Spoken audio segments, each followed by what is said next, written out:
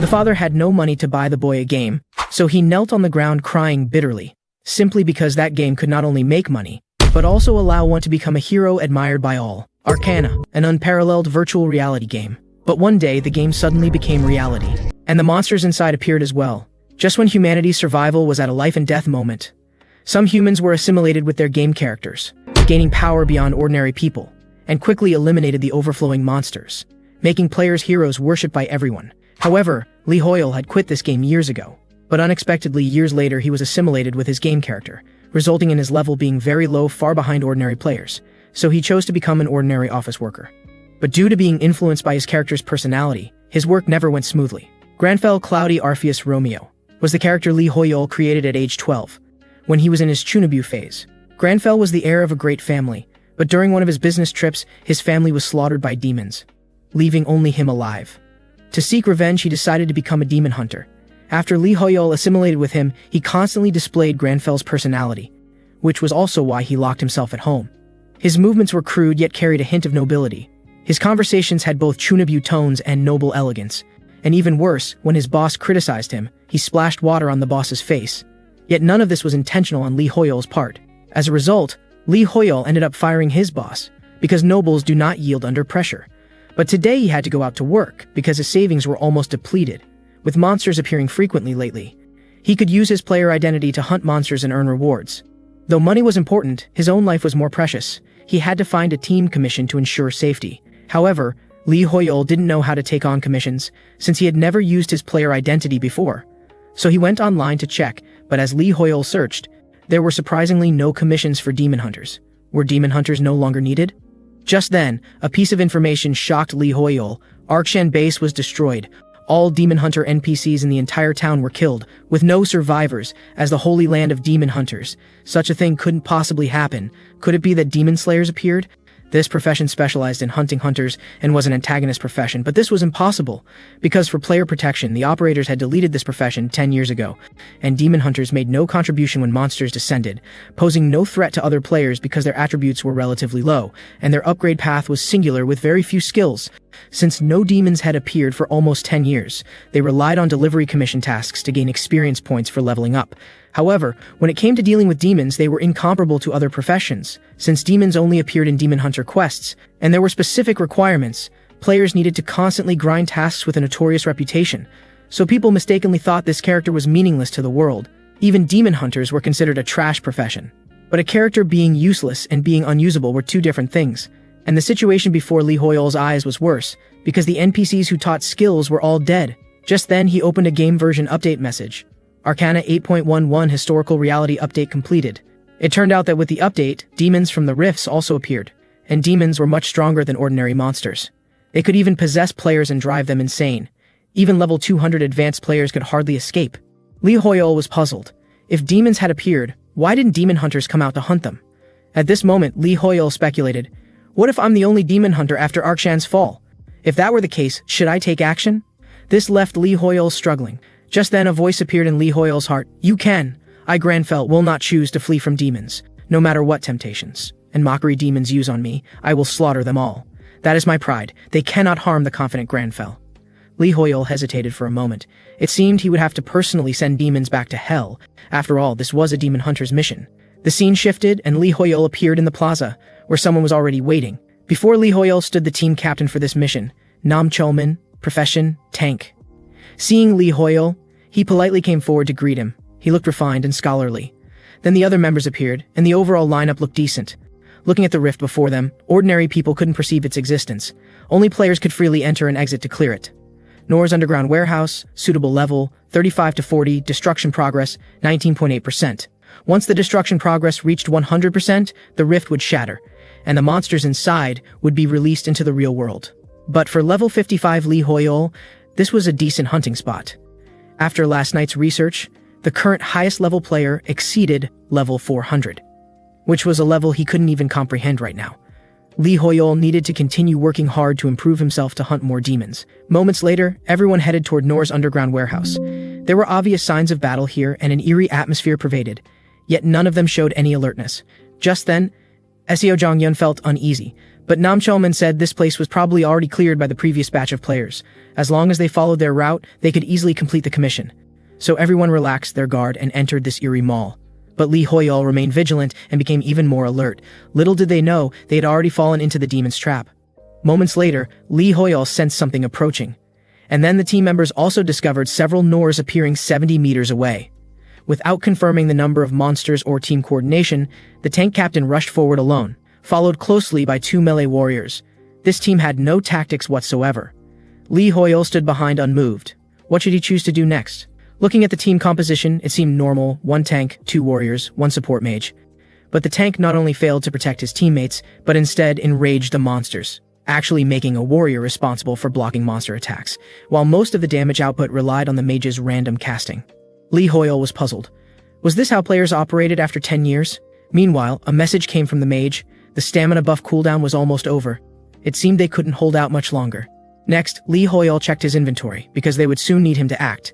But his inventory didn't have suitable weapons either. Only a silver short blade and bow and arrows. It seemed that, before finding appropriate weapons, he could only act sparingly. But the next second, danger arrived. An arrow shot toward Li Hoyol. But he quickly noticed it. When Li Hoyol looked back, he discovered a Norse legion hiding in the shadows, ambushing the team from behind while they were unprepared. Facing this sudden army, their strength was quickly depleted. Damn! It seemed these Norse had planned this. At this moment, everyone called for Nam Chelman to return to the team, but he remained expressionless, completely ignoring the others. In this critical moment, Choi Jong-un became distracted. Next, a monster attacked from behind him. Would he die here today? Just at this critical moment, the monster was pierced through by a sudden weapon. When Choi Jong-un looked back, it was an arrow. Li Hoyol had acted. At this moment, Li Hoyol also noticed that these monsters hadn't been trained yet. Otherwise, at that distance just now, Choi Jong-un would have been injured for sure. Although these ordinary monsters weren't Li Hoyol's prey, sometimes action was necessary. Only then did Choi Jong-un remember that the team had gained an additional member today. As the group continued fighting, the monster numbers didn't decrease but increased, and the monster warriors and archers could coordinate perfectly. Looking at the endless monsters before them, Mage Seo Jong-yeon's heart was nearing collapse. But the next second, a voice pulled her back to reality. Stay calm. Li Hoyol said, I'll handle the charging monsters. You need a powerful spell to break the current situation. I'll buy you the time you need. On the other side, the team members gathered together, finally realizing the importance of coordination. As Li Hoyol bought Seo Jong-yeon casting time, her flame explosion magic was now ready. The group had just gathered the monsters in one place, and the low-level intermediate magic flame burst shot toward the monster horde. The scene filled with explosive sounds, and when the smoke cleared, all monsters had been eliminated. But at this moment, Li Hoyol was staring intently at the monster corpses because his arrows were on them. He thought, if I secretly retrieve them, the others probably won't notice, right? The exhausted group was readjusting their condition. But Choi Jong-un couldn't hold back anymore. He stepped forward and grabbed Nam Chilmin. Not seeing hidden monsters is understandable. But why didn't you come forward to help? You basically led us into a damn trap. At this moment, Nam Chelman remained expressionless. Then he grinned wickedly and kicked Choi Jong-un away. Next, an evil energy erupted from his body, and simultaneously, Li Hoyol's skill natural enemy activated. This skill was unique to demon hunters, rapidly increasing combat power when fighting demons. It seemed his soul had been corrupted by a demon. Li Hoyol slowly spoke, a demon. Everyone was shocked, asking if he was mistaken. Obviously, they couldn't believe Chelman would be corrupted by a demon, so everyone fell into fear. Yet fear was the most delicious food for demons. When Li Hoyol was in self-doubt, he was also affected by the demon's illusion, and what appeared before his eyes was the tragic state of his team members, with Seo Jong-yeon calling to him for help. Moments later, his heart was nearing collapse. On the other side, the demon was also observing Li Hoyol, who was also in a state of fear. Just when the demon thought the plan had succeeded, the next second Li Hoyol broke through its illusion and charged straight at the demon, but his attack was easily blocked by the demon. Next, Li Hoyol took a step back to create distance. He hadn't expected its armor to be so hard that he couldn't pierce through directly. Then the demon also attacked him, even threatening with Nam Chilman's body. If you hurt me, your friend will also die. But Li Hoyol completely ignored him, teleporting behind him in an instant. At this moment, Li Hoyol's eyes were determined, and without any hesitation, with the passive enhancement, he struck heavily at the demon's neck. However, the demon had armor to block it. Simultaneously, the demon swept at him horizontally, nearly grazing Li Hoyol's cheek. At this moment, the demon continued threatening with Nam Chilman's body, thinking this was his trump card. But the next second, the short sword shot straight at his face, leaving a deep wound on his face. Then he knelt on the ground screaming. But his wound didn't heal. Damn, it's silver. But Li Hoyol, with an extremely arrogant attitude, said, Don't speak to me, I don't talk to prey. This was absolute confidence. Only this way would demons have no opportunity to exploit. Next, Nam Chelman's consciousness loosened slightly. He recalled how every time he fought monsters, he was covered in wounds. His older brother was always worried about him. But the stubborn younger brother always said he was fine. Facing his brother's concern made him feel very useless. Meanwhile, others mocked and ridiculed him, constantly comparing him to his older brother, which created inferiority in his heart. Just then, the demon smelled the scent of food and immediately occupied his body. When a person's mental state dropped to a certain level, they became the demon's prey. So he could only helplessly watch as his teammates walked step by step into the demon's trap, only able to cry out powerlessly. On the other side, Li Hoyol, taking advantage of its confused consciousness, directly severed its arm. Yet at this moment, the demon was still threatening with the body. But this wasn't Li Hoyol's weakness. Then Li Hoyol whispered to him, "Be confident, you are you." Hearing this, Nam Chelman made his final choice. Simultaneously, Li Hoyol charged straight at the demon. As he swept past the demon was beheaded. Li Hoyol said to Nam Chelman about his choice, "Well done, only with firm will can a demon be completely annihilated." Nam Chelman slowly opened his eyes. The team members were all shocked. Was everything just now an illusion? He finally realized he had been possessed by a demon. At this moment, the team members were also very worried about his safety. Nam Chelman looked at his trembling hands. After all, the feeling just now was so real. Was that the feeling of death?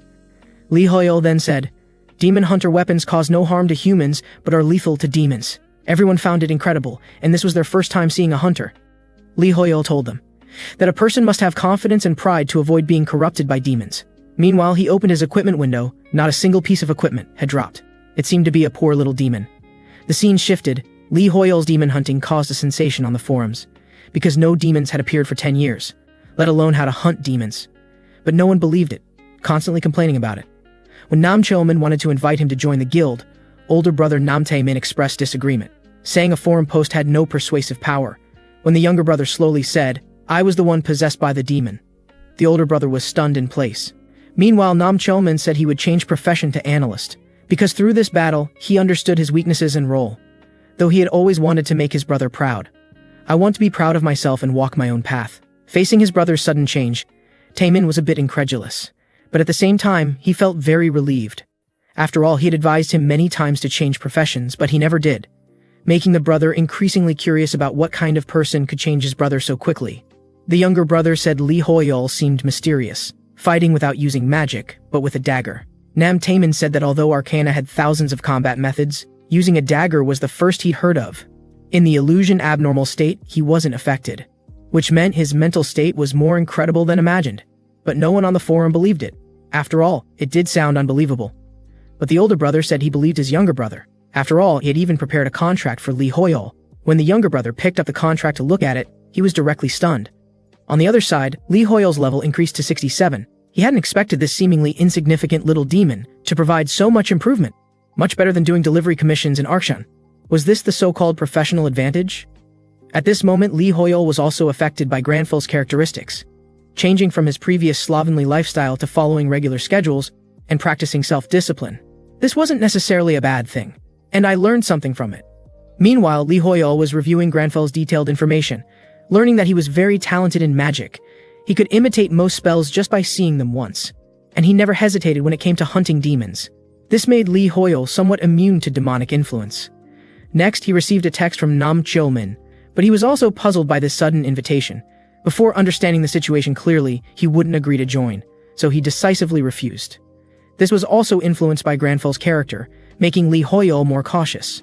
On the other side, seeing Li Hoyol's response, both were directly stunned. The nation's #1 guild offered him a house, a car, and all expenses. With a 9.5 to 0.5 split ratio, they hadn't expected Li Hoyol to refuse such good conditions. This made the older brother jump up in anger. Were there other guilds offering such good conditions? Meanwhile, the younger brother mentioned that a foreign guild had indeed been established recently, and it was considered top tier. Hearing this, Taemin immediately stood up, saying they couldn't let such rare talent slip away. They must get Li Hoyol before others made their move. So he wanted to understand Li Hoyol's characteristics. The younger brother said he looked like a figure from mythology, more precisely like a nobleman from fantasy novels. Did such people really exist? Meanwhile, Li Hoyol was also trying to learn magic. He hadn't expected Granful's talent to be so high. At this moment, he could actually understand the basic principles of magic. But regardless, this was a good thing for him. Then Li Hoyol considered how to allocate attribute points, because only balanced attribute values could maximize character performance. First, add stamina and agility, as these were the most basic attributes for hunters. Considering he could learn magic, he must improve some magic stats. After all, magic output was also good support. At this moment, Li Hoyol's luck attribute increased from 1 to 2, meaning his luck doubled. Maybe he could even find a penny on the street. The next day, Li Hoyol was just looking in the mirror when a message suddenly appeared before him. Good fortune indeed came. It was actually a hunter profession quest. After the game world became reality, even quests became pitifully rare, because in real life, there weren't many NPCs who could provide quests to players, making quests extremely rare. And this was a pursuit-type quest, given to only one person. No one knew its content, and there were no walkthrough guides. Even high-level players receiving such quests would be newsworthy. But logically, this wasn't a quest a level 76 player should receive, so this definitely meant Li Hoyol might be the only remaining demon hunter. Arkshan was where hunters learned skills and took quests. In Granfel's memory, hunter quests were repetitive, meaningless hard work, climbing 10,000-meter slopes every day, living in extremely harsh conditions, even eating halfway up the mountain. Meanwhile, the skill-teaching NPCs constantly yelled at players. Many players couldn't stand it and left. But all this was to train hunters' mentality. When Li Hoyol opened the quest, he was directly stunned. Was this the quest that could make headlines? The scene shifted to the Rift Analysis headquarters, a facility formed to reduce chaos and destruction in the world. They employed all staff involved in Arcana's development, collecting related information and providing analysis for players. Because of this, they lived a 996 lifestyle every day, constantly monitoring Rift update news. Just now, Rift news was updated. When they checked the news, they felt extremely terrified. New Rift, Count Family territory, where even ordinary monsters were level 200. Ordinary soldiers and bosses approaching level 400. And most terrifying was the boss, Count Oscura, reaching a terrifying level 430. This was the strongest boss among all appeared rifts. Facing the situation, any number of people would undoubtedly be going to their deaths, and the NPCs inside wouldn't help players attack either. When the rift shattered, the monsters inside would descend into reality. Damn, were all previous efforts in vain? On the other side, Li Hoyol looked at the profession quest before him. First quest, hunt demons. Li Hoyol had completed this. The second was to strengthen his physical condition. At this moment, Li Hoyol was slowly sipping plain water. The next second, he splashed it on his own face, his body trembling constantly. The result of high-intensity training. And for someone who preferred indoor life like him, high-intensity training was somewhat demanding. But after a week, Li Hoyol felt much more relaxed. If not for Granfel's pride, Li Hoyol would probably have given up these quests already. As quests continued refreshing, the content remained unchanged. Li Hoyol did nothing but exercise. At this moment, he was already cursing heaven and earth, and the quest content was becoming increasingly outrageous. Another week passed. Damn. Still no changes? How many times did he need to complete this to get rewards? Just then, the quest interface suddenly refreshed. Were rewards finally coming? Don't tell me the reward is just 8-pack abs. When Li Hoyol opened the rewards, it was actually 2 attribute points in stamina and agility, and they were permanent increases. With level unchanged, improving attributes was extremely difficult, and attribute items were very expensive. Increasing 1 point required at least millions or tens of millions. It seemed Li Hoyol had struck gold compared to hunting monsters. This seemed very easy. Meanwhile, the radio broadcast news, 90% of guilds announced abandoning the new Rift strategy. Hearing this, Li Hoyol was also shocked. They said Count Oscura was both demon and vampire, the highest level boss seen so far. This strategy would be the most difficult Rift in history. Damn, this level was too outrageous. And demons were the hardest for other players to deal with, because the more battles they experienced, the stronger they became, requiring constant vigilance against abnormal states. So ordinary players needed to be at least 10 levels higher than demons to have a chance of killing them. Facing Count Oscura, Li Hoyol simply couldn't imagine. Meanwhile, the quest refreshed at this moment, Hunt Vampire Demon. The vampire appearing before him was exactly the level 430 monster. Damn! Li Hoyol also fell into fear. Can I do this?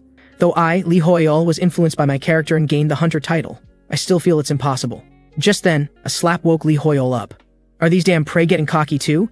Time to let them taste fear. Granfell, it's you again. Can I just run away quickly? Just now, after Li Hoyol's research, he confirmed the location of this rift in the Rakshasa Empire of the far north, but it was tens of thousands of kilometers from Li Hoyol, so he could only rely on the Mage Tower for teleportation.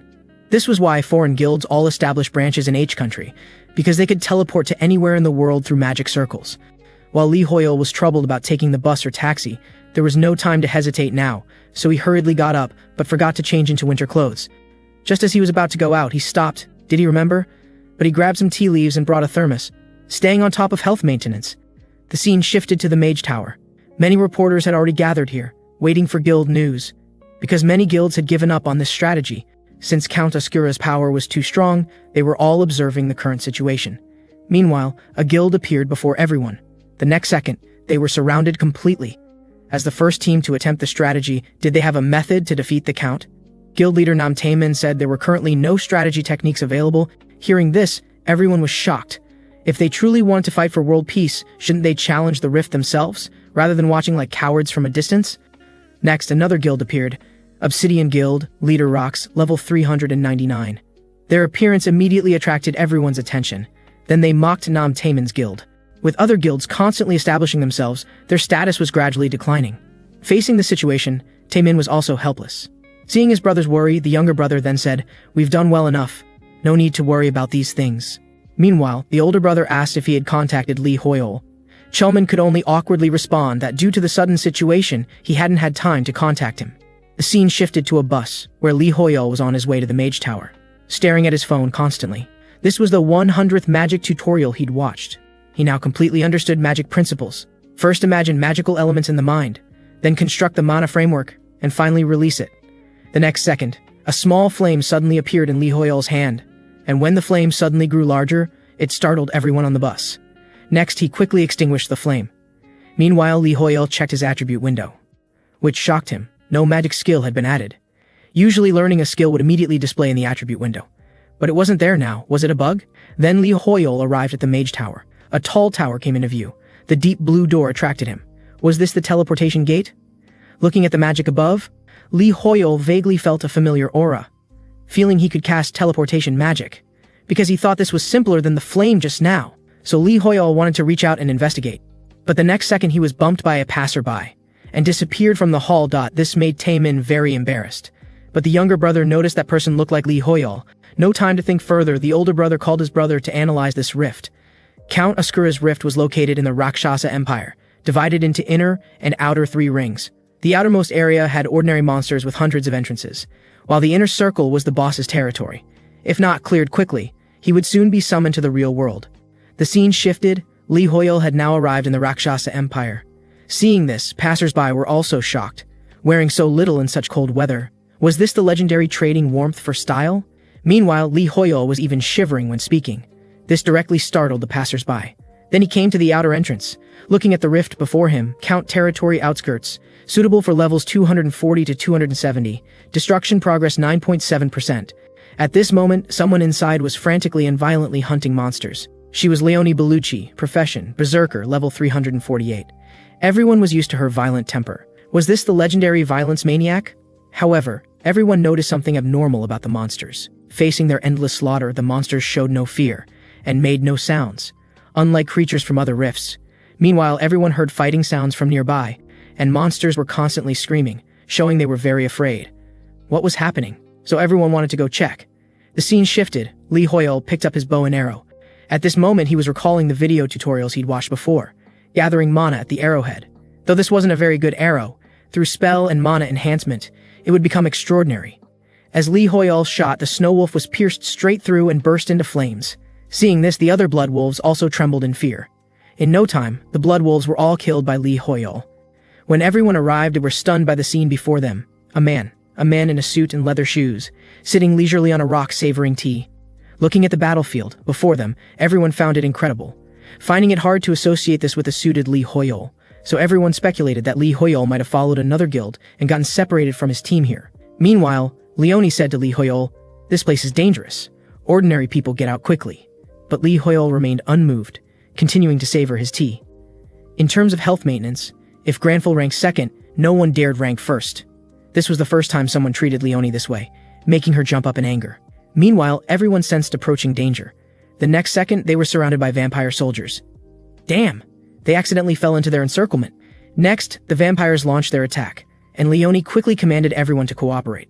With too many enemies, their formation was quickly scattered. But Leonie said not to worry. The next second, she charged straight at the monsters. Level 230 monsters were like cutting vegetables to her. Meanwhile, she also noticed danger in the distance. When she looked back, there was also a group of vampire archers opposite. Damn, they were caught in a pincer attack. Next, the sound of drinking water interrupted everyone. They were shocked. Why hadn't he left yet? Lee Hoyol ignored them at this moment, just looking at the tea in his cup. But the next second, the monsters launched their attack, countless arrows shooting toward them. On the other side, Lee Hoyol was condensing magic, infusing mana into the water, then intervening in the water structure. The rest was manifestation. He thought, I need powerful mana, but my current level couldn't possibly provide so much mana. This made Lee Hoyol very strange. If it were a skill, I would definitely faint immediately after casting. But the spells I use aren't skills. Does that mean I won't be affected at all? A surge of energy quickly gathered and concentrated in the cup, and the next second, it emitted a brilliant light. Moments later, a towering earth wall blocked everyone's path. Leonie was equally astonished. Was this alchemy? At that moment, Lee Hoyol murmured from behind, this really isn't a skill, but rather his own magic. However, it interferes with the structure of objects to change their form, making it more like a type of alchemy. So everyone speculated that Lee Hoyol might be an alchemist. But why would an alchemist come to a battlefield? This left Leonie very puzzled.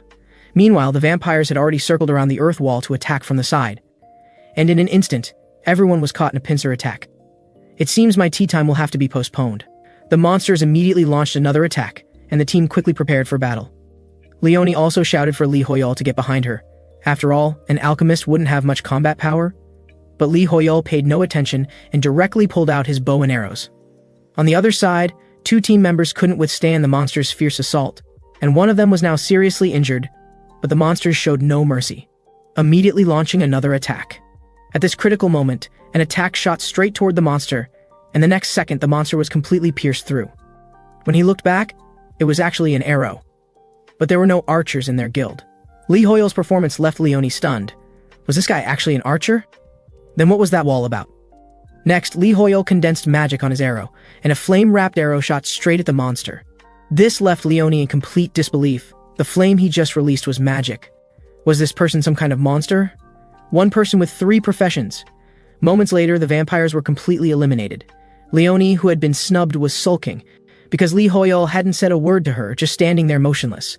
But if it weren't for his crucial damage output, the team would probably have been in grave danger. Also, what was the deal with him wearing only a suit in the dead of winter? Was he trying to show off? Then Lee Hoyol pulled a small packet from his pocket. This guy was actually making tea. Afterward, Lee Hoyol also looked toward Leonie, thinking she might want a cup too. Damn it, this guy actually looks pretty handsome. Her face turned red with embarrassment, and Leonie's mind began racing with various thoughts. At the same time, Lee Hoyol walked over. Is he going to invite me for tea? If he's inviting me for tea, for the sake of the tea, I'll forgive his earlier rudeness. Then Lee Hoyol said, I don't have any tea for you. Leonie instantly froze. You damn bastard. Meanwhile, a large crowd of reporters waited at the rift entrance. They were all waiting for the first team to clear the dungeon, the most favored High-On Guild and Obsidian Guild. These were the teams everyone had the most faith in. At the same time, a rift turned blue, indicating that the rift had been cleared. Immediately, reporters swarmed over. And when they saw the team that emerged, they were stunned. It was actually Berserker Warriors. A guild ranked 32nd, but when they saw an H-country player, how could he be with an O-country guild? This left the reporters very puzzled, and one immediately stepped forward to interview Lee Hoyol. But at this moment, Lee Hoyol paid no attention to him. His gaze was like that of a wild beast, as if he wanted to tear the reporter apart, frightening the reporter into trembling. Then he turned and left, because he was about to freeze to death here. He had only one goal, to go home and take a hot shower. The scene shifted, and everyone rushed to interview Leonie's guild, but she stated no comment, and mentioned they could interview that man from earlier. That damn bastard. But when she looked around, she couldn't find Lee Hoyol. He had already left ahead of everyone. This caught Leonie completely off guard. This was a chance to become famous. Leonie knew Lee Hoyol had already left and was furious. Clearing a dungeon was such a great achievement, and he just walked away without saying a word. What a strange guy. At the same time, another blue rift appeared. It seemed the second player team was about to emerge. As everyone looked over, it was actually the High-On Guild, looking battered and bruised. Clearly their victory hadn't come easy. When Nam Taemin saw Berserker Warriors, he was equally shocked. We weren't actually the first guild to complete the clear. At the same time, all the reporters rushed forward for interviews. Leonie saw this and immediately turned around, letting out a curse word, which left everyone standing there stunned. The scene shifted, and at this moment all the guilds were resting. When Nam Taemin watched today's news, he was instantly furious. Because Leonie had stated that the High-On Guild wasn't H-country's best guild, and they had no idea why she would say such a thing. Was it just because she came out a few minutes earlier? This made Taemin so angry he didn't want to eat. After Chilman's analysis, he said what she meant was that she encountered an H-country player in the rift, and he was very outstanding. This left Taemin very puzzled too. Could it be the 41 Stones-ranked Mythology Guild? But they were still in the rift at that moment. It couldn't be them. This made the guild leader secretly pleased yet frustrated. Just who was this guy? And Chilman already had the answer in his heart. If it was that man, everything would make sense. On the other side, Lee Hoyol, having returned home, did the first thing: take a hot shower. Indeed, bathing was the most comfortable thing. Now then, let me get a good night's sleep. However, Granfell stopped in his tracks. Then he began cleaning and tidying up, because in the half-day he wasn't home, dust must have accumulated, and Lee Hoyol just stood there dazed. After cleaning, I should fill my stomach first, and then brew a cup of health tea. That would be perfect. But at this moment he felt no sleepiness at all. Afterward he checked today's battle results. Although there were many spoils of war, not many items were useful for his profession, but his level had indeed improved considerably. Level 86, an increase of 19 levels from before. Additionally, Lee Hoyol had mastered new magic, and using magic consumed less mana than skills, which was why he could use more magic. However, mana recovery was still very slow, and he had no items that could restore mana. Also, Demon Hunter was a profession with no real benefits, with no related skills whatsoever. If that guild hadn't helped today, the situation would probably have been very bad. He needed to find an opportunity to thank them in person. At the same time, Granfell expressed that he still wasn't strong enough. Hearing this, Lee Hoyol was also startled. Because of Granfell's personality traits, if someone underestimated him, he would prove himself. On the other hand, if someone overestimated him, he would meet their expectations and make them reality. The next rift, Earl's territory. We no longer have time to relax. I can't rely only on magic, I need to improve my combat skills. Just like that short-haired player today, her movements were particularly noteworthy, so I can learn her movements, but right now the basics are most important. At this moment, Lee Hoyol had a bad feeling. Then he opened the training mission. Damn, Granfell! Only you would do something like training in the middle of the night. Before that, he also washed the dishes first. The scene shifted, and at this moment, under the moonlight, a figure in a suit was exercising. While listening to the radio, just then, a news report was broadcast. The Earl's territory outskirts had also been cleared and would soon be open. Then the host frantically interrupted with breaking news. The Earl's territory destruction progress had suddenly jumped to 60%, even though it hadn't been cleared yet. At this rate, it might collapse. Hearing this, everyone was shocked. How could this be?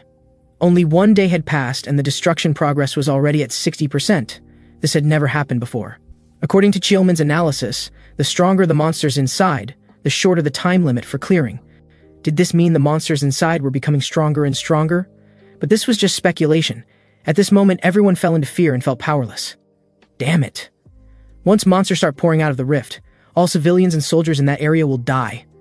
At the same time, Lee Hoyol was also checking the current situation.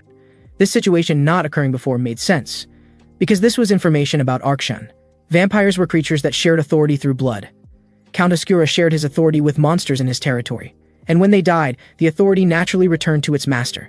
The Count might have redistributed his authority to monsters within his domain, which was why the monsters there had now become stronger, and the increased destruction rate made sense too. Wait, if we raid the Earl's territory, the Earl's castle might collapse immediately afterward. Damn it, then Granfell angrily expressed. Count Oscura, he wasn't worthy of the title of Count. Nobles don't take back what they've given to others. I will judge this damned fellow. He has stained noble honor. This time he put on his coat, and of course didn't forget his health tea leaves. Now it's time to take action. Lee Hoyol. At the same time as the Earl's territory destruction progress increased to 70%, the rift had less than 5 hours remaining. At this moment, guilds from various countries had gathered at the perimeter, discussing how to clear the dungeon. And the Earl's territory was different from the outskirts situation. The territory's rift entrances were limited, so at least 2 guilds had to enter each entrance. This was when they had to see which guild to cooperate with, as this could effectively improve efficiency. And there wasn't much time left, but with cooperation came competition. Only those with similar strength could potentially guarantee the guild's interests. According to Chilman's investigation, all major guilds had already assembled at the rift entrance. Fortunately, the Obsidian Guild went north. Otherwise, cooperating with them would probably be very disadvantageous. So they would see which guild would cooperate with them. Just then, a shout interrupted everyone. Hearing this, Taemin immediately fired up with fighting spirit. At this moment, a guild appeared before everyone. It was our country's 4th-ranked Lightning Guild. Guild leader Hisagi Kazuma, player ranked 376th. The moment the 2 teams met, the tension was already thick, and they were mocking each other. It seemed that before even entering the rift, the 2 guilds were already at war. At the same time, a group of reporters rushed over and interrupted everyone. Shulman was also reminding his brother, the rift is still the priority now. If they compete here, both guilds will suffer losses. But Hisagi Kazuma mocked. The Heian Guild's ranking keeps getting worse. This sudden mockery felt like a knife stabbing both of them. Then let's settle this inside the rift. Then Shulman even gave them an international friendly gesture of greeting. After all, this was about H country's reputation. Subsequently, both guilds rushed to enter the rift. It looked like there would be a tough battle. On the other side, the Northern Rift was being tackled by the 15th ranked guild, and the 2nd ranked Obsidian Guild along with Under Heaven as one. The southern one was being tackled by the 30th ranked Berserker Warriors, the 7th ranked Phantom Sun Guild, and the 3rd ranked Bohemia Guild. And now the destruction progress had reached 80%, and people all over the world felt fear and anxiety. At the same time, Li Hoyol was sitting in a pile of ruins. He was already inside the Earl's territory. Was he still drinking tea? Actually, no. He realized that completely using up his mana last time was extremely dangerous. He needed to use magic as efficiently as possible in battle, so he was now constantly practicing the skill from last time. Magic designed from skills, transforming existing things into the shape he wanted. Now he could already use some stones to create teacups and tables, but the more complex it was, the more mana it consumed. So its efficiency in battle wasn't high, meaning he could only try to create simple things to maximize his mana usage. At the same time, a group of vampires had already surrounded Li Hoyol, Count Oscura's soldiers, level 300. It seemed the Count had granted them authority. Then Li Hoyol slowly raised both hands. Let you pitiful creatures witness what real magic is. In an instant, the ground beneath the soldiers' feet cracked open, and the next second it instantly healed. Just like that, a vampire squad died without even leaving remains. Surprisingly, this barely consumed any mana. Let's call this replacement magic. At the same time, the Heian Guild was also hunting monsters inside the rift. The dozen or so vampires before them were cleared in moments, and the team immediately cleaned up the battlefield. But at this moment, Taemin sensed something was wrong, because from entering the rift until now, they had only seen a dozen monsters, which seemed unreasonable. Just then, the short-haired girl responsible for reconnaissance returned to report the situation. Hisagi Kazuma's side was the same situation. They had also only hunted down a dozen monsters since entering, and they were walking in the opposite direction from us. This situation is clearly abnormal. Then the Lightning Guild members also appeared. Taemin-san, is it also very quiet here? It seems we're in the same situation. You damn bastard. The two were ready to fight the moment they met. Clearly they were like oil and water. Just then, Shulman kept calling Taemin, because he had reanalyzed the Earl's territory and found that all soldiers were converging in one direction. He frantically asked about their location. Then Taemin indicated they were in a square plaza. Hearing this, Shulman immediately felt something was wrong and told Taemin to leave that place immediately. But it was already too late, and they also sensed large numbers of monsters approaching. It was actually level 350 Count Oscura cavalry. Damn it! It's a trap. Everyone was ready for battle. But the flat terrain here was very favorable for cavalry combat. Their destructive power was nearly doubled. Even with tanks in front, they would still take fatal damage. Was there no way out? Taemin-san, although this isn't a good idea, we have no choice but to cooperate right now. Just then, another cavalry unit appeared behind them as well. Damn it, they've blocked all our escape routes. Shulman also sent other news. The Obsidian Guild and Under Heaven as one were also ambushed and currently suffering heavy losses. He told them not to fight on flat ground, but to lure them to a narrow alley. But now they didn't even have a retreat route. Where could they go? Just then, magic condensed above everyone, and the next second the floor shook violently. What followed was the ground directly fracturing, and instantly rising stone pillars shot up, toppling cavalry and horses. Both teams were stunned, not knowing what had happened. In no time, a stone forest appeared before them. They had never heard of any player who could create such obstacles in an instant.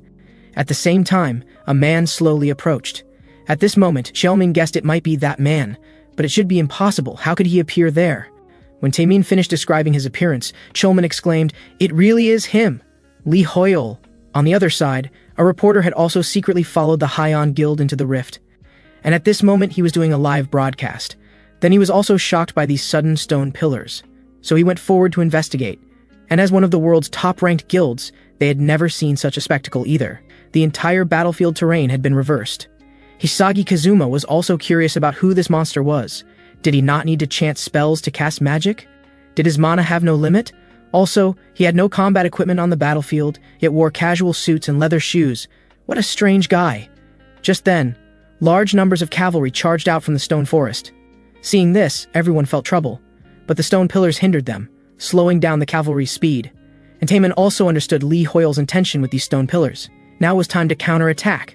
Then he activated the Berserker's unique passive ability, Rage. At this moment, the vampires found the terrain unfavorable, but it was already too late.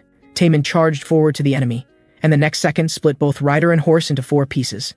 Then came another thunder half-moon slash. An enemy several meters away fell one after another. Seeing this, everyone charged. The chance to turn the tables had come. At this moment they were fighting fiercely with the cavalry, and it was the stone pillars that gave them the will to fight. And all of this was being recorded by the distant reporter. An unremarkable-looking mage had reversed the battle situation. Most importantly, he was actually fighting cavalry alone. Had he forgotten he was a mage?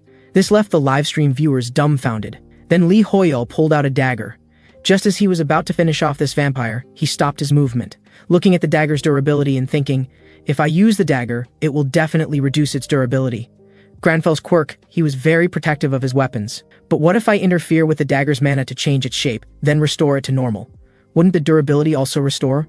When I turned stone into a teacup, it had the durability of a teacup. When I used replacement magic to restore it to its original state, it became a stone again, with no durability data. If this hypothesis was correct, then changing it back to its original state would restore the durability to its initial state. Then Li Huiyao activated replacement magic, and the short dagger instantly became a long spike. Moments later, when Li Huiyao changed it back to a dagger, its durability was indeed back to 100%. This way he could save quite a bit on repair costs. This operation left even Taemin stunned. When the battle ended, everyone cleaned up the battlefield. And it was also Li Huiyao's tea time. Taemin also confirmed he was the one who had saved his brother. To meet him here was like finding a needle in a haystack, so they had to invite him to join the guild. If the Lightning Guild got to him first, that would be terrible. They would satisfy his demands at any cost, even if they had to sell everything they owned to get him. At the same time, the reporter stepped forward for an interview, and people from both teams enthusiastically came over to greet him, asking where he was from and whether he had joined a guild. For a moment, all attention was focused on Li Huiyao. At this moment, Nam Taemin also squeezed into the crowd, and introduced to Li Huiyao that he had previously invited Li Huiyao to join the Haiyan Guild, but he felt very uncomfortable, unable to find any sense of ceremony here, because Granfell felt that interviews were very formal affairs. So he stated he wouldn't answer any questions and told Nam Taemin not to block his way. This directly stunned everyone present. The scene shifted, and at this moment the internet was flooded with news about Li Huiyao. All major guilds were discussing him, with his popularity overshadowing even the Obsidian Guild, which made their guild leader very uncomfortable. At the same time, he was also analyzing Li Huiyao's performance today. Their team members had been discussing this for hours, with the captain asking for their opinions on Li Huiyao. Camilla said, "I don't know either, I'm just an archer." Dimitri expressed his breakdown. This question has been asked hundreds of times today. They had no information about Li Huiyao whatsoever. Rox also fell into deep thought. Camilla looked at Li Huiyao on the screen and said, "He does look pretty cool, but why don't we just investigate him directly?" The broken down Dimitri said, "He must be jealous. We clearing the dungeon first should have made us famous, but now everyone's talking about this guy." Hearing this, Rox also thought this was possible, and now the media always exaggerated and hyped up newcomers. They just did it to increase views and forcefully promoted him. He felt it must be like this, otherwise it couldn't be explained. But he still felt there were big secrets about this Li Huiyao. At the same time, footsteps were slowly approaching. Seeing the skills Li Huiyao released, she also said they were pretty cool. This person was the mage Jesse Haynes, and she immediately saw the key point. What Li Huiyao used wasn't magic. Rox also didn't expect the mage who never praised anyone would actually speak up. At the same time, she kept pondering Li Huiyao, because she found Li Huiyao very interesting. On the other side, the Berserker Warriors team looking at Li Huiyao on screen also widened their eyes. Leonie was directly furious. She knew Li Huiyao wasn't a simple character. "I must have been blind. I didn't manage to recruit Li Huiyao in time." At the same time, the Lightning Guild's leadership also noticed Li Huiyao and stated they had to bring him to their guild no matter what. Hisagi Kazuma also thought he was a decent guy.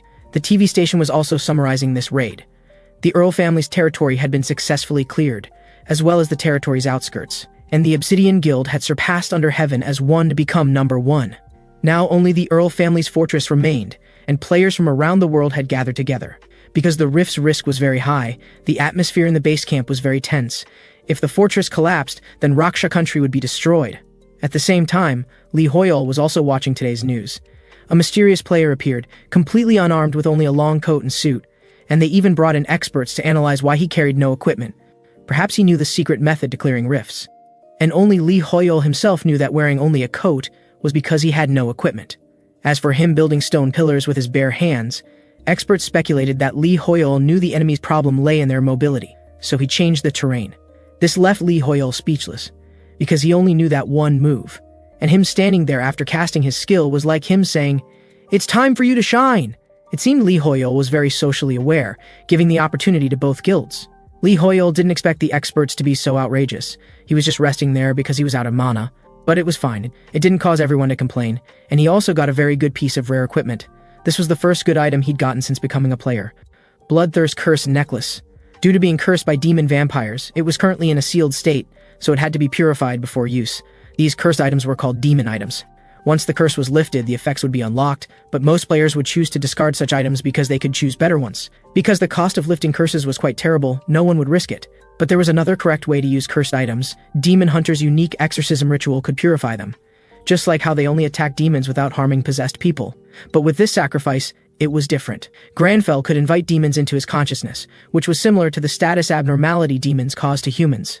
Although if your mental state wasn't good, you might be possessed by demons, but if I could stay conscious, fighting demons in consciousness was more advantageous for me. At the same time, Nam Taemin also called him, which left Lee Hoyle very puzzled. Was it because the interview earlier had embarrassed them, so they were calling to sue him? But Lee Hoyle couldn't answer the phone right now, because Granfell would mess it up. Let's politely send him a message asking him not to sue. And the two brothers on the other side were directly stunned. He only replied with one word, the same as last time. Let's focus on the rift for now. At the same time, Taemin was also analyzing Lee Hoyle. What did he mean by not enough ceremony? Was my etiquette wrong? Really hard to figure out. Taemin noticed the scene was like a market, and his eyebrows were twitching, indicating he was controlling his anger. But since he wouldn't answer the phone, there was nothing they could do. They'd have to think of another way. The destruction progress had reached 83%, so they needed to hurry. Just then, the ground suddenly shook violently. This also startled both of them. Was it an earthquake? Then urgent news came. The innermost Earl family fortress suddenly collapsed, and the rift's destruction rate had been around 80%. But it suddenly caused massive casualties, and Raksha country was requesting aid from other countries. At this moment, a castle came into view, and everyone felt it was incredible. It seems just as I guessed. He withdrew his authority, so he became stronger. Then Lee Hoyle slowly walked forward. At this time, they noticed he was the person from TV. How dare he go forward alone? Everyone was talking. Was he seeking death? At the same time, Lee Hoyle came before the statue. What an ugly statue, such poor taste. Hearing this, the statue's eyes flashed with red light. Could this statue actually move? Then it slowly rose, revealing terrible killing intent. Everyone was shocked seeing this. It looked like a giant over 10 meters tall. Its great sword was swinging toward Lee Hoyle. Was he seeking death? But in Lee Hoyle's eyes, this was just a broken piece of stone. At the same time, he slowly raised his arm. The statue's attack struck directly at Lee Hoyle. He calmly moved his finger, and the statue was dismembered into pieces. The Obsidian Guild in the distance also sensed the sounds of fighting. The sound just now was the same as in the video. Was that man casting skills? This made Jessie very curious, so she immediately turned around, because she really wanted to know what skill Lee Hoyle was using, although his skills looked like magic. Then she leaped up, stepping on magic barriers and moving in that direction. The scene shifted, and watching Lee Hoyle's performance, everyone froze in place. With just one move, this giant was gone. Now stone could be easily decomposed for Lee Hoyle. At this moment, Granfell complained that it was a poorly made statue, low-grade in texture, material, and craftsmanship. They put a piece of garbage in the garden as if it was something they were proud of. Moments later, other players rushed forward. Because with the Gate Guardian gone, now is the time to counterattack. At the same time, the mission refreshed at this moment. Demon Hunter Profession Mission, prelude to counterattack, hunt vampires and make him feel the fear of being hunted. Unexpectedly, a new mission suddenly refreshed. At this moment, Lee Hoyle was calculating what the mission conditions were, and what did making him feel fear mean. But Granfell had already started taking action, because there was no more time to hesitate. Count Oscura was already level 430, while he was only level 100. In Granfell's eyes, there was no level difference, because he was a demon hunter, and hunting demons was his duty. Lee Hoyle was instantly speechless. My body will be killed by him sooner or later. The scene shifted, and Lee Hoyle had already appeared in the banquet hall. The setup here made him feel very uncomfortable, with vampire portraits everywhere, creating great negative effects on players, but Granfell wouldn't be affected at all. On the other side, the Hyon Guild had also arrived at the castle, but at this moment they could no longer advance among these paintings. Because the vampire interference had a very strong effect on other players, they felt like they could barely breathe. Fortunately, there was a healing mage restoring their status. They also noticed it was these paintings causing the problem, feeling like countless eyes were staring at them. Chelman knew this was the abnormal mental interference state. At the same time, they heard sounds from the other side of the wall. These ugly paintings! Then Lee Hoyle directly burned them, and they should have felt the pressure decreasing. According to Cheolman's analysis, everything in the castle was a trap. All statues, portraits, and indoor items caused physical abnormalities. This explained why the Obsidian Guild people didn't enter through the main entrance. and Berserker players were more susceptible to status abnormalities. But if just the portraits in the entrance hallway were so irresistible, they dared not imagine how bad things would get once they went deeper. On the other side, Lee Hoyle kept complaining about the portraits. Absolute shit. How could they eat while looking at these terrible pictures? Just how strong were their stomachs? Granfell was extremely critical of the layout. These sculptures were also terrible. I almost felt sorry for those stones they had to endure being carved, just to become uglier than before. Now I understand why they called narcissism a disorder. The castle layout was also a mess with a bunch of unnecessary forks in the corridors. If they really thought about this layout before building, their heads must have been just for decoration. Lee Hoyle couldn't help but complain, "You're saying more here than 12 TV episodes combined." At the same time, a large door caught Lee Hoyle's attention. At the end of the passage and emanating a sinister aura. This must be that guy's lair. Considering the layout, this must be the center of the castle. Granfell's instinct told Lee Hoyle. Behind the door was the vampire count, and it was very quiet here. No other players had made it this far yet. The next second, a long-haired girl made Lee Hoyle jump with surprise. "Finally found you! Your magic is amazing!" Faced with Jesse's questions, Lee Hoyle remained unmoved. But he was also very curious about how she could float in the air. He had always been very careful about using mana, yet this woman used it like water. At this moment, Jesse kept asking questions incessantly, saying they could study magic together. This made Granfell think she was very rude. Then Lee Hoyle mentioned etiquette, and Jesse was stunned. Then he gently tugged at Jesse's clothing. "Please mind your behavior. This is the minimum requirement for someone requesting to learn." Jesse looked at him bewildered. This was the first time someone said her behavior was crude. Was this man a demon? At the same time, Lee Hoyle sensed an evil aura, and the great door opened. It was the vampire count. Lee Hoyle's passive ability Nemesis also activated, looking at the two people before him. The vampire said, "I didn't expect two humans to wake me up. Are you ready to die?" Jesse quickly signaled to Lee Hoyle, "We're no match for him, we need to request backup from others." And Lee Hoyle laughed and said, "How interesting, Oscura. This man actually wasn't afraid?" This stunned the vampire. At the same time, Granfell takes out the full-blood cursed necklace, and the exorcism ritual automatically activates. "You vulgar vampire, let me teach you a lesson. Let me show you what true nobility is." This makes Lee Hoyle suddenly startled.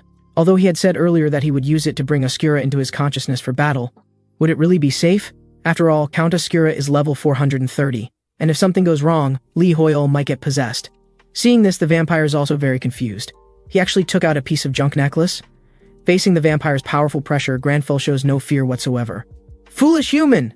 I like your arrogance, but no matter how confident you are, you're nothing more than a lowly insect in my eyes." At the same time, he is also reclaiming the soldier's authority. Jesse also senses something is wrong and asks Lee Hoyle if there's any way to handle this. Damn it! Lee Hoyle can certainly see that. He's already over 300 levels higher than Lee Hoyle. If he absorbs all the authority he shared, the gap will become even greater. But the next second, the sacrifice shatters. It seems the sacrifice was successful. In an instant, the vampire feels an uneasy aura. Then, his vision goes dark, and he appears in another place. That's right. His consciousness has entered Granfell's mental realm. At this moment, Granfell sits atop a mountain observing the vampire with an air of absolute confidence. When the vampire looks around, he discovers that Granfell is on the mountaintop. He knows this is an illusion created by the man before him, but this is just child's play to him, because he can easily destroy this place.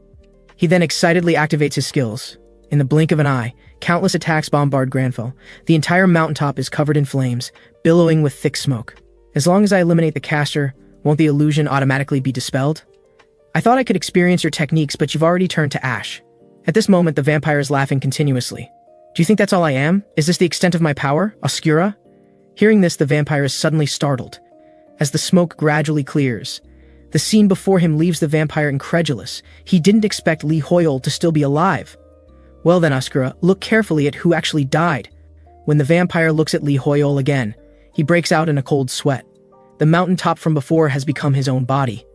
Then, fear spreads throughout the vampire's entire being. At the same time, the vampire in reality also falls into a state of fear, and his magic power is causing destruction all around. Seeing this, Jesse is also very confused. What exactly is happening? Lee Hoyle is still standing here, but Count Oscura is furious? Immediately, Granfell says, "Oscura, you seem very afraid." The vampire only feels his head splitting with pain, and he cannot escape from his consciousness. The next second, a powerful magical force instantly erupts, blasting the entire roof apart. Seeing this, Granfell is also very satisfied, and Lee Hoyle finally breathes a sigh of relief. After all, that was a level 400+ monster. Jesse looks at Lee Hoyle with admiration. What kind of magic did he use? Lee Hoyle's exorcism ritual is a skill that only attacks demons without harming the possessed, and using different sacrifices produces different effects. The cursed necklace's effect is to forcibly invite the demon into the demon hunter's consciousness. Whoever gains the upper hand in this situation depends on whose intelligence is higher, but Grenfell could never be affected by demons or such things unless someone spilled his tea. Then Jesse asks Lee Hoyle what drove the vampire into madness.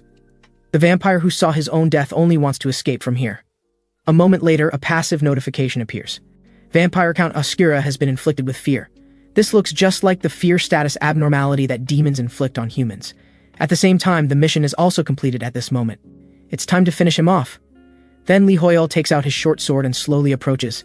Looking at the vampire before him, he strikes without hesitation. But the situation before him leaves him stunned, because the attack just now didn't cause him any damage at all. Could it be that the level gap between them is too great? Then he signals Jesse to act. But Jesse knows her magic cannot eliminate him, and steps forward saying, "If possible, please teach me." "Damn it, there's no other way, I can only try to teach her." Lee Hoyle speaks, "So we need to hurry." Jesse didn't expect this man would actually be willing. Under Lee Hoyle's guidance, Jesse quickly gathers magic. A high-level mage casting spells even changes the color of the sky. The next second, a purple lightning bolt descends from heaven, striking directly at the vampire. Looking at everything before him, Grenfell remains unmoved. At the same time, Lee Hoyle's level continuously increases. A moment later, Count Vampire is reduced to nothing but ash. Is this the power of a high-level player? She instantly killed a level 430 monster with one strike. Jesse looks at this pile of ash with great curiosity. Then she reaches out to dab a little, and her next action makes even Grenfell's eyes widen. She actually puts the vampire's ash in her mouth. Whose silly girl is this? Did she faint from hunger? At the same time, the mission completion notification appears, and a new mission follows. Just then, a voice interrupts them. The two are players from the Obsidian Guild. All abnormal statuses on their bodies have disappeared, and they're rushing over urgently. Rox also notices this man before him. Then Jesse expresses her great gratitude for his guidance. "Although the magic just now wasn't very familiar, I will do my best. My name is Jesse Haynes. If I'm not being rude, may I ask your name again?" This leaves everyone stunned. She was indeed impolite before, but she's willing to change and learn. I should tell her my name as a reward. Then Lee Hoyle slowly states his name, Lee Hoyle. The scene shifts, and Lee Hoyle has now returned home. His first task is to clean the bedroom once more. Although he was only out for half a day, he cannot be careless about this. At the same time, his phone vibrates violently, but he doesn't answer any calls. Because after defeating Oscura, his face appeared all over the media. This undoubtedly exposed him, and his family will eventually discover he's become a player. Because now they already have. Lee Hoyle's phone is full of their missed calls. This leaves him suddenly stunned. Lee Hoyle has 3 older sisters. They've been close since childhood, except for Lee Hoyle, because he was the one who got bullied by them since he was little. Although Lee Hoyle knows they care about him very much. Whenever Lee Hoyle thinks of those sisters, his head starts aching. At this moment, a little girl is watching the news on TV. The next second, she doesn't even want her toys anymore and runs straight to her mother, constantly tugging at her clothes and pointing at the TV nearby. "Uncle's on TV." This makes her very curious because she thinks this is impossible. When she looks at the TV, she's suddenly stunned. The TV is showing a video of Lee Hoyle conquering a dungeon. The eldest sister can't believe her eyes, while the little niece looks on with admiration. A moment later, Lee Hoyle's room door is suddenly knocked on, startling him. It's his sister's voices. It seems because Lee Hoyle didn't answer his phone. They came looking for him. This makes him very panicked. Lee Hoyle knew they would come. At the same time, the room door slowly opens, and 3 women appear in his field of vision. At this moment, he has changed into a neat suit and looks very noble. Then he says, "You are the annoying neighbors. First of all, be quiet, my sisters." Hearing this, they are directly stunned in place. "You guy." At this moment, Chielman is still watching today's news, still content related to Lee Hoyle. But he only left a name before departing. Not only in Korea, but the whole world is paying attention to this mysterious man. He has now become a must-have for all major guilds. Looking at Chielman's helpless expression right now, Taemin asks him why he's so depressed. Chielman feels they have no way to recruit Lee Hoyle. But Taemin doesn't think so. He's still most likely to come find us. We have his phone number and a reason to contact him. Hearing this, Chielman is also very curious. The spoils we obtained from the Count's family territory plaza. First, we should thank him, so isn't it polite to share with him? Hearing this, Chielman also understands his brother's intention. So how much money are you planning to give him? Taemin says, "Money doesn't matter. Even if we can't get him to join the Game Guild, I want to make sure we can leave an impression on him. To do that, we'll give him all the loot we obtained." "Call him right away." This suddenly stuns Chielman. "Are you serious? So that's why you crushed the cup?" At the same time, Lee Hoyol's phone is vibrating, but he doesn't have time to answer right now, because his little niece is braiding his hair. Perhaps only she dares to mess with Lee Hoyol's hairstyle. After all, he's the man who makes demons flee in terror. The one laughing happily is his eldest sister Lee Eunhee, ranked 3rd in the family. The one laughing until her stomach hurts is second sister Lee Ji-eun, ranked 4th in the family. The one looking worried is third sister Lee Yelim, ranked 5th in the family. According to current rankings, Lee Hoyol doesn't even make the top 6. Then the third sister asks, "So you've synchronized with your character?" This makes them think of 10 years ago, when Lee Hoyol was constantly babbling about Granful and such, even wanting to dye his hair silver. For Lee Hoyol, these are definitely dark history. But jokes aside, how are you doing now? The 3 sisters are very worried about his safety. After all, being a player is a very dangerous profession. Many people never return. Lee Hoyol not answering his phone made them very worried. If you encounter difficulties, you can give up, okay? Remember, we'll always be on your side. Hearing this, Lee Hoyol is very moved. "I'm sorry for making you sisters worry, but I am a demon hunter, Granfell Claudi Arpheus Romeo. I'm very suited for this job."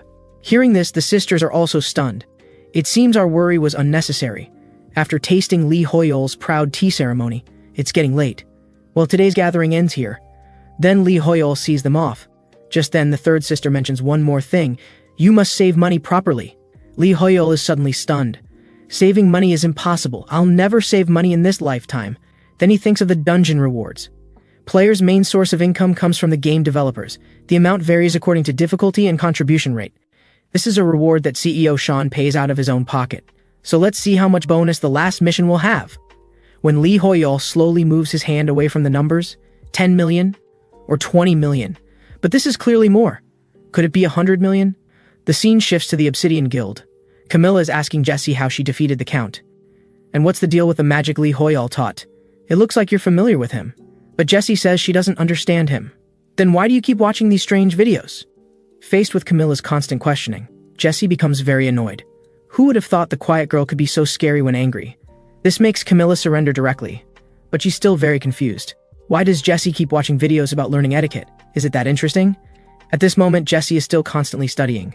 The next second, a message catches her attention. On the other side, Lee Hoyol is jaw-dropped by the number before him. It actually has 12 digits. That's 11 billion. How rich is this guy named Sean? How should he spend this huge sum? At this moment, Lee Hoyol has fallen into the money trap. But Granfell is disdainful. Are you this happy over a little money? Shut up, you noble. At the same time, Lee Hoyol recalls the loot obtained from the Count's territory. The vampire's magic orb is currently still in a cursed state. For others, cursed items can only be thrown away as garbage because the possibility of removing curses is very low. But demon hunters can use them as sacrifices for exorcism rituals. Using garbage so well, how suitable for waste recycling work. Granfell is immediately speechless. Can you have some ambition? There's also the sacrificed full-blood cursed necklace. Lee Hoyol thought this thing would disappear, but unexpectedly it's still in his inventory, and its curse has been removed.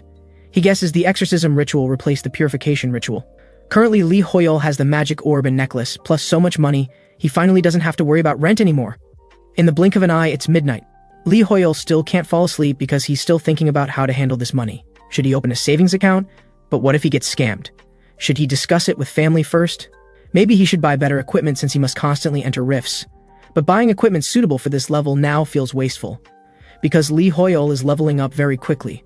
After killing Askira, Lee Hoyol's level increased by 34. He's now reached level 134. Considering the leveling speed, buying equipment suitable for this level now is obviously uneconomical. Also, mana recovery items hardly ever go on sale. Even when discounted, they're very expensive. But are these things Lee Hoyol should be considering now? After all, he's now a multi-millionaire. Seeing this, Granfell says if he doesn't sleep soon, dark circles will appear. So let's call it a day. The scene shifts to the next day. The association is now gathering many experts and elite personnel. They're analyzing all of Lee Hoyol's skills. From the skills, many people agree it's alchemy. But many experts deny this. Because pillar magic as tall as mountains requires enormous mana. No one would possess such high mana. They're almost ready to fight over this matter. The Analysis Association people are also getting headaches. Wherever they go, they can hear news about Lee Hoyol. He's now known by everyone, and there's no one using the ID Lee Hoyol in the Arcana database. They don't know if this is his real name or an alias. But there are more important things to do now because today is Thursday. New rifts will be updated today. Just then, the version interface updates. This time, the game is adding a new area, Yusra Archipelago. This island is called Treasure Island in the game. Everything that grows and lives there is priceless. Real-world treasures cannot compare to it. It's a very mysterious area, belonging to a hidden dungeon that no one could find. Now appearing in the real world, this will surely cause a sensation among major guilds. The Mage Association will now convene a new meeting. Lee Hoyol is also following today's news. He learns from it that Jessie, ranked 4th, is also attending this meeting. This leaves Lee Hoyol at a loss. Last time we said she was impolite, now we're done for. Granfell doesn't think so. Then today's primary task is to go to the Mage Association. There's a saying, the Mage Tower has magic, no skills. When Arcana was still a game, this phrase appeared in the Mage Tower's description. Lee Hoyol doesn't know what this scholarly organization is, but it might help him. So before that, let's wash the dishes. Lee Hoyol is suddenly stunned. Don't most people leave immediately? The scene shifts to the Mage Tower. Many mages are already gathering here. A little Loli is watching the pedestrians here, as if waiting for something. She's a member of the Mage Tower, Claire. Just as she's lost in thought, a person walks past her. The next second, the pedestrian falls toward her, but she shows no intention of dodging. The man crashes heavily to the ground. Surprisingly, the man didn't hit Claire. It turns out there's a spatial barrier here. People outside cannot see what's inside. Seeing this, she feels very bored. At the same time, a voice interrupts her. Then Jessie slowly walks in, passing directly through the wall. This spatial barrier was set by the Tower Master. Without an invitation, it's very difficult for anyone to see through this magic. Claire is very nervous seeing Jessie. The pedestrians outside are incredulous. Jessie just walked into the wall. Then Claire guides Jessie to the meeting hall. Now all members have almost arrived. Just then, Jessie senses a familiar aura approaching. Then she tells Claire, wait 2 minutes, because Jessie feels he's coming. At the same time, Lee Hoyol also arrives at the Mage Tower. Looking at the giant crystal before him, he thinks, where would their meeting room be? He didn't expect the Mage Tower to be so lively. These people are probably all wanting to go to Usra Archipelago. Then a voice interrupts all the pedestrians. It's player Lee Hoyol. Hearing this, everyone's attention falls on Lee Hoyol. And Lee Hoyol also senses trouble. He should have worn a mask when going out. Then everyone swarms toward him, holding notebooks and rushing up for autographs and photos. One person grabs his backpack from behind, saying if he doesn't take a photo with them, they won't let go. Seeing this, Granfell is very angry because it contains something very important, his tea leaves. Then he just says one word, scram. The pedestrians are also stunned. If Lee Hoyol disappoints these people, he might get less attention. This is a good method. But the next second, this person grabbing the bag gets excited. Are these people masochists? They actually want Lee Hoyol to say it again. At the same time, the wall nearby catches Lee Hoyol's attention. This wall looks different from the others.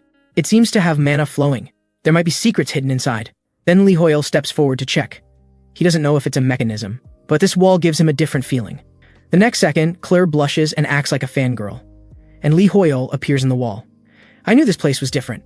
Now they're heading to the meeting hall. At this moment, Claire is also very curious about who this guy is. At the same time, she's constantly searching through the roster because she remembers all invited people should have already arrived. Even after rechecking the invitation list, this person isn't on it. Just then, Lee Hoyol asks if there's any problem.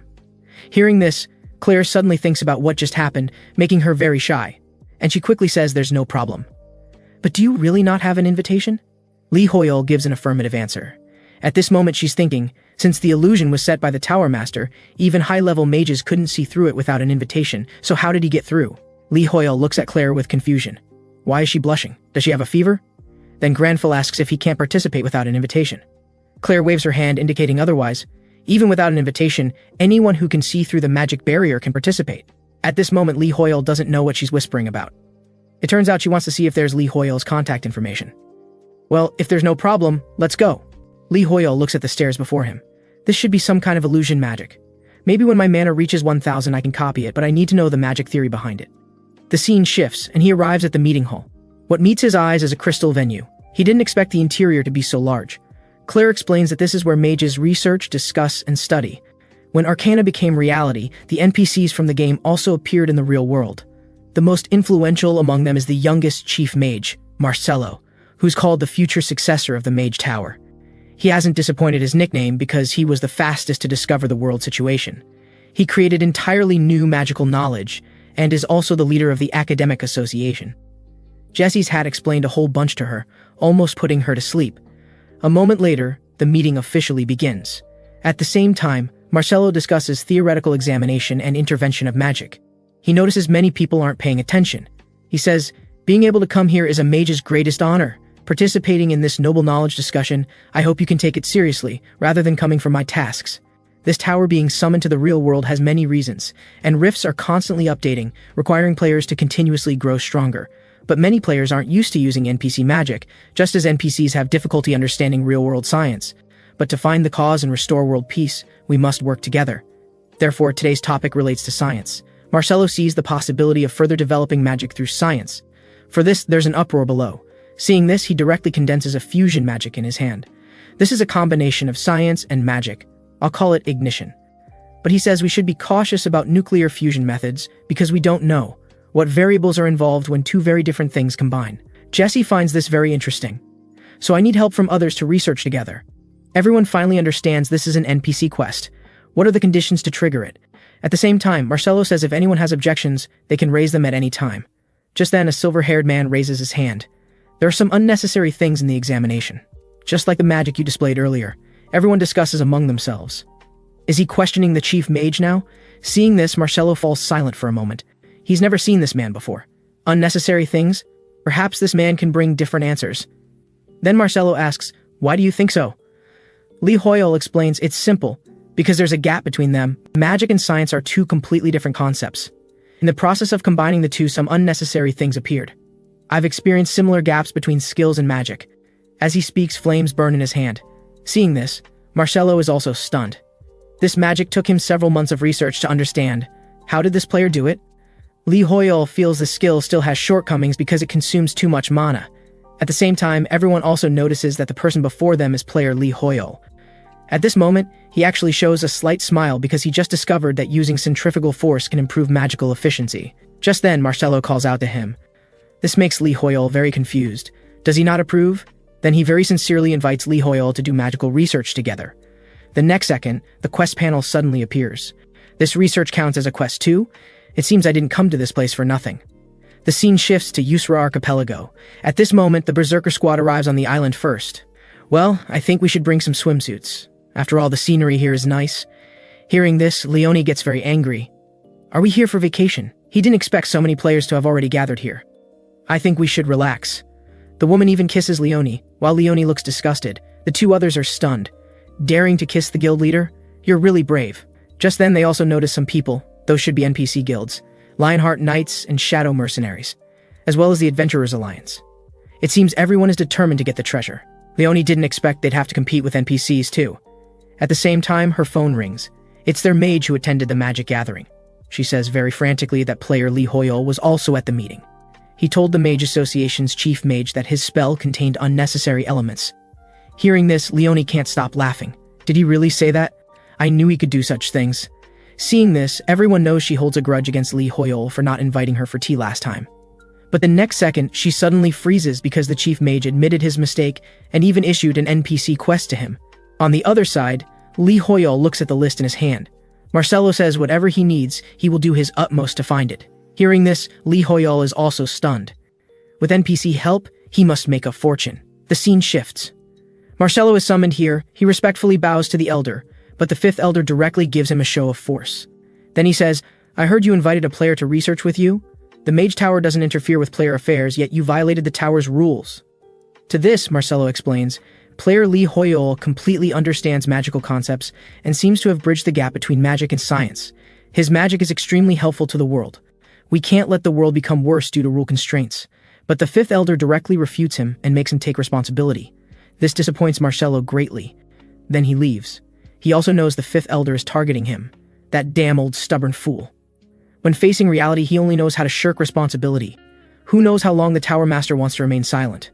Just then, Claire encounters him. She looks at Marcelo with admiration and greets him. What wind brought you here? She then says she's helping Li Hoyol get what he wanted. Hearing this, Marcelo directly says, I'll take it over. This suddenly surprises Claire. Is this really okay? I happen to have business with him now. Then Claire gives him the items. Please trouble the chief. The scene shifts. Granfell is flipping through the magic book before him. Marcelo then takes out the items he requested earlier. Frozen Knowledge Gem, Essence of the Sun, Doran's Ring, and various magic books. Is Mr. Li Hoyol satisfied? Looking at the valuable equipment before him, Li Hoyol is very dissatisfied. Do you think these things are really suitable for me? I'm only level 134 now, and these items require players of at least level 500 to use. Hearing this, Marcelo is also stunned and deeply apologetic. I misjudged you. Then he takes out a hexagonal star brooch. Seeing this, Lee Hoyol is very satisfied. Without any special requirements, it can restore 10% mana. This is his ideal equipment. I'll borrow this item then. At the same time, Marcelo says the quest he issued earlier cannot continue due to elder opposition, for which he deeply apologizes. Lee Hoyol also feels regretful about this. I very much look forward to our next quest. If we cooperate, we might be able to change this mage tower. Granfell is very happy because he finally solved the problem of slow mana recovery. A moment later, Lee Hoyol returns home. At this moment, the two are discussing whether to go to Yusra Archipelago. But Lee Hoyol says there's no reason to go. We're only level 134 now, and there are level 400 magical beasts everywhere. Plus, demon hunters only get bonuses against demon attacks. If we rashly go in, we'd just be sending ourselves to death. But if there are demons inside, I can try going. Just then, a quest suddenly appears. Find the 7 deadly sins of Yusra Archipelago. Seeing this, Lee Hoyol is also stunned. How should I investigate there? Because I basically defeated Count Oscura by luck. Wouldn't going to Yusra Archipelago rashly be dangerous? At the same time, Granfell says, but now there's no reason to hesitate anymore. If evil exists, we must eliminate it. Then he grabs some tea bags and brings his thermos. Head to Yusra Archipelago immediately. Lee Hoyol is speechless. At least change out of the suit. That's a tropical archipelago. The scene shifts and Lee Hoyol arrives on the island. The moment he steps on the island, he's targeted by a small reporter. Facing such hot weather, Granfell doesn't care at all, but Lee Hoyol feels like he's going to die from the heat. Just then, he smells an evil aura. The jungle is surrounded by thick miasma, and his nemesis skill also activates. This intense influence, compared to ordinary demons, Lee Hoyol feels like demons are right under his feet, making him very uneasy. But there's also a benefit. The nemesis skill will remain constantly activated. Lee Hoyol's every move is being broadcast live by the reporter. He's moving very carefully. This island might have a hidden dungeon. Did he notice something? Lee Hoyol is already getting scared because this place looks very much like a resort, easily making people let their guard down. But Granfell just wants to find the most powerful opponent. Just then, a shout interrupts him. Someone is fighting! In no time, 2 people appear before Lee Hoyol. They're retreating steadily. The archer can't aim at his position because the light reflecting from his body is too dazzling. It's a level 420 Emerald Tiger. It turns out they're scouts from other guilds. Just then, he notices someone behind him. When he looks clearly, he's suddenly shocked. It's player Lee Hoyol. Why is he here? Lee Hoyol is also stunned. We're done for. This is a level 400 magical beast. But Granfell doesn't fear it. He raises his hand to cast magic. The ground instantly raises stone pillars to trap it. If we stop its movement, it can't play tricks anymore. The other's eyes widen. Is this still a skill humans should have? Perfect for practice. It turns out he needs to test the skills learned from the mage tower. The next second, the huge emerald tiger dies without leaving even ash behind. Then he places his hand on his chest, feeling the artifact's recovery. 10% recovery effect. He no longer needs to worry about insufficient mana. The two look at everything before them incredulously. On the other side, the Radiant Guild's leader is currently regretting not dispersing his people. This not only scattered the team members, but also trapped them in the outskirts. Another member suggests, we should reassemble the team. And we got the latest news. The Obsidian Guild has reached the Forest Center. But that's not the problem. It seems I was too greedy. Just as the leader is about to send someone to contact them, they call, looking urgent as if something's happened. From them, he learns that player Lee Hoyol helped them out of trouble, and the path has been cleared. Hearing this, he finds it incredible. At the same time, the guild mage sends news. Lee Hoyol is the first player to receive an NPC quest. He thought the media was just exaggerating, but he didn't expect his strength to be so formidable. He might be more terrifying than the public knows. The scene shifts. Lee Hoyol is holding the dropped emerald crystal with greedy eyes. It's a crystal with unique components. Looks like we hit the jackpot this time, you unambitious guy. Just then, Granfell senses something unusual. The miasma here seems to have changed. Granfell's sixth sense is very accurate. He feels an ominous chill spreading throughout his body. At the same time, the quest window prompts again, investigate the 7 deadly sins of Yusra Archipelago. The next second, the ground suddenly starts shaking. The window prompts, Yusra Archipelago is controlled by greed. Seeing this, Lee Hoyol was instantly shocked. Everyone received the message. And there was this destruction progress. This meant that this island was actually a rift, and it seemed that human greed had awakened it. Lee Hoyol thought, it couldn't be me, right? Granfell, considering the current situation, what had been awakened must be a demon of greed. If the progress reached 100%, the demon of greed would be released. At the same time, the quest prompted again, stop the resurrection of greed. Ensure the island's treasure won't be destroyed by greed. This further confirmed Granfell's suspicion. The quest said to stop it, not destroy it, because with Lee Hoyol's current abilities, he might not necessarily be its opponent. At this moment, the nearby guild began advancing toward the treasure's location. From their conversation, they learned that the Obsidian Guild had obtained a batch of treasure, and there were currently 9 islands left unconquered. Hearing this, Granfell knew this was a normal reaction, believing all players on the Ustra Islands were thinking the same thing as them. To prevent the treasure from being destroyed by greed, they needed to abandon their own desires, but convincing all players was impossible. Li Hoyol racked his brains but couldn't think of any solution. At this moment, Granfell sighed softly. Currently, there's only one way. We have to take all the treasure. This left Li Hoyol stunned. Are we going to fight all the players alone? The Obsidian Guild conquered the second archipelago, and they too received the destruction progress, which made their guild leader Rox feel strange. Camilla also noticed that from the moment they obtained the treasure, the progress bar increased by 10%, which couldn't help but raise suspicion. The guild leader also confirmed this, then immediately asked about Jesse's participation in the meeting. Dimitri indicated that Li Hoyol had received a quest from the Mage Tower. Rox found Li Hoyol increasingly interesting. If we fought him, who knows who would win or lose. Hearing this, both felt a sudden shock in their hearts. I hope our interaction won't be too violent. Camilla also expressed that the current situation was already difficult to resolve. Getting into conflict with that monster would be an unwise choice, and Jesse would never agree to such an approach. Rox ran his fingers through his hair. True, after all, he's never done anything bad to us. There's no need to oppose him at all. I think I must have been blinded by jealousy. Meanwhile, the island's destruction progress rose to 20%. Had another guild obtained treasure? When Dimitri checked the information, he discovered that Unity Under Heaven had conquered another island. It seemed the increase in destruction progress was exactly as they had suspected. On the other side, Li Hoyol was trying to stop Granfell's idea. If we take all the treasure, the destruction progress will fill up, and the demon of greed will be awakened. Even if you're not doing it for profit, greed will still awaken if you do that.